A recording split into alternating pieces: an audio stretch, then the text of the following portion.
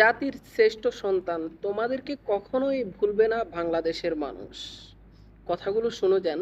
উপদেষ্টা হিসেবে থাকবেন প্রফেসর ডক্টর মোহাম্মদ ইউনূস, যিনি শুধু এই বাংলাদেশে নন, পুরো বিশ্বে এমন একটি ফেস যার গ্রহণযোগ্যতা প্রশ্নাতীত।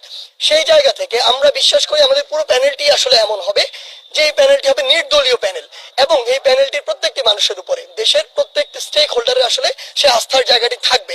কারণ তরুণ প্রজন্ম আসলে কোনো দল নিয়ে চিন্তা করছে না, তরুণ প্রজন্ম চিন্তা করছে যে আগামীর বাংলাদেশকে কিভাবে এই দলাদলির বাইরে গিয়ে একটি ভালোর দিকে নিয়ে যাওয়া যায়।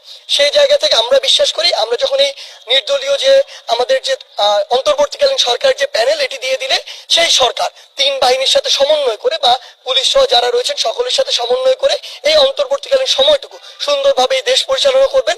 এবং বাংলাদেশের বিভিন্ন জায়গায় সংশোধনের আসলে প্রয়োজন রয়েছে। যেমন এই নির্বাচন ব্যবস্থার উপর মানুষের কোনো আস্থা নেই, বিগত 16 বছর বাংলাদেশে কোনো নির্বাচনই হয় না। সেই জায়গায়